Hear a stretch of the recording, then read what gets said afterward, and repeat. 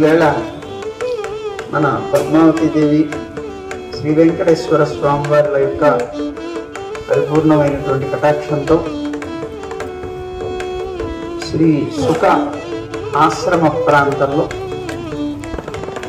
పద్మావతి దేవి ఒడిలో యథార్థంగా చెప్తే పక్కనే ఉన్నారు అమ్మ వారి యొక్క ఒడిలో మనం ఇక్కడ పద్మావతి నిలయం అనేటువంటి పేరుతో ఒక ఆశ్రమాన్ని నిర్మాణం చేస్తాం. మనకు అక్కడ తిరుమలలో గోవింద నిలయం అనే పేరు, ఇక్కడ పద్మావతి నిలయం అనేటువంటి పేరుతోటి ఇక్కడ ఆశ్రమం నిర్మాణం చేయటం కోసంగా ఈవేళ శంకుస్థాపన జరిగింది.